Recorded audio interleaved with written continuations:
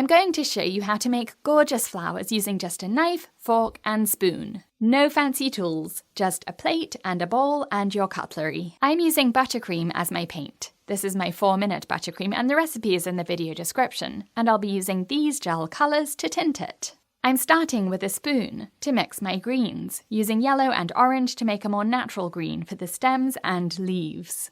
For each colour you make, start by tinting the lightest shade in your bowl. Scoop it up and onto your plate, which will be your palette, and then add more buttercream to your bowl and a bit more gel to make the next shade. Mixing everything together to incorporate the leftovers of the lighter shade into the new shade, so that you don't have to wash the bowl in between every single colour. You only need a very small amount of each colour, especially the greens. Your cake should be chilled in the fridge for at least an hour before you paint onto it, so that the frosting is firm. We'll start with the stems, using a fork. Dab the side of the fork into one of the green buttercreams, and then press that edge against the side of the cake to make a stem.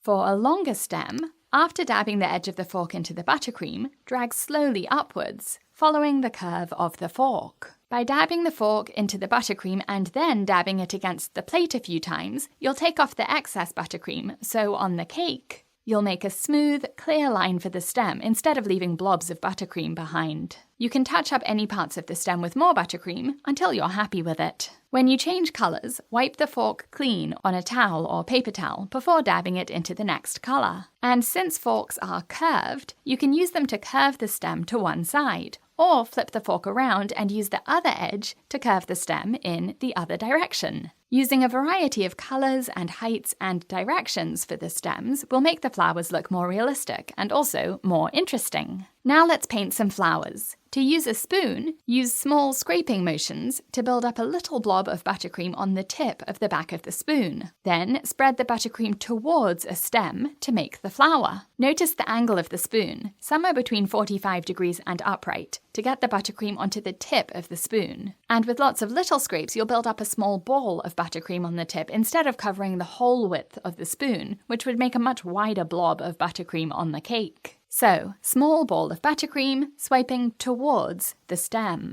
You can swipe several times until you have the shape and thickness you want for your flower. And since you don't have a huge amount of control over where the buttercream goes when you're using a spoon, you can overlap dots to get them closer to the stem if you need to. These look like the bluebonnets where I live in Austin, or the bluebells in England, and they're so simple to make with a spoon. Now let's use a knife for some flowers with longer petals. Spread the buttercream quite thinly over your plate, mixing different shades together to get those different shades into your petals. Now use the tip of the knife to scrape sideways to build up a ball of buttercream. To make a petal, press the buttercream against the cake and swipe sideways. Start each petal at the tip and swipe towards where you want the middle of the flower to be. You'll need a new ball of buttercream for each petal, made with lots of little scrapes, and then position the tip of the knife at the tip of the petal and swipe towards the middle of the flower. Layer the petals to give the flowers some depth and texture, which makes them look more interesting and also more realistic. We'll add finishing touches to these when the purple buttercream sets. You can also use a knife to make leaves. Spread some green buttercream across the plate, scrape it up with the tip of the knife with lots of little scrapes, and then spread the buttercream onto the cake. You can adjust the shape of these leaves with a toothpick, nudging the buttercream to make a point at the tip of the leaf.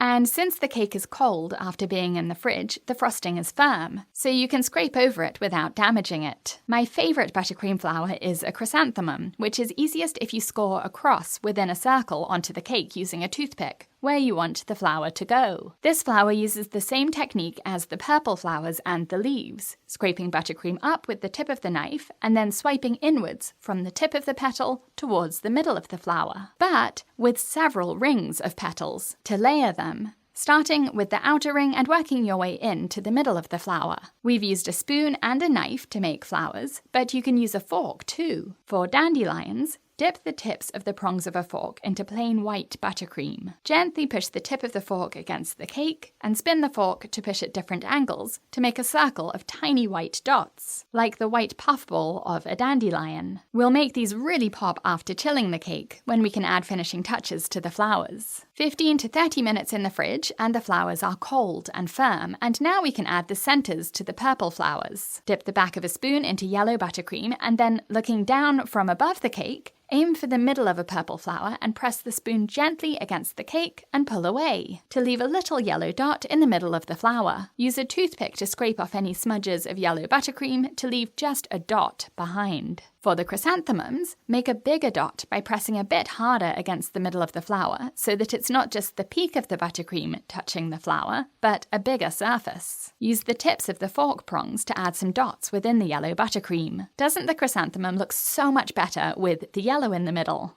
The little purple flowers with the yellow dots can look very different without those dots. These orange flowers use the same technique for the petals, but without the middle dot, and by using different colours, they add lots of variety to the cake. An optional finishing touch for the dandelions, to make them pop, is to dip the back of a spoon into edible gold paint, which you can buy or make yourself with edible gold luster dust and vodka or clear vanilla extract. And dab the spoon against the white dots of the buttercream after chilling the cake in the fridge to set the dots, so that you don't squash them with the pressure of your spoon. Especially if you've used a light colour for the frosting on your cake, the gold will make the little dots of white buttercream stand out. So, with just a plate as a palette for buttercream, and a knife, a fork, and a spoon, you can paint gorgeous buttercream flowers onto a cake. I hope you try this fun technique and visit my cake school on BritishGirlBakes.com to learn more cake decorating techniques and designs to improve your cake decorating skills. See you there!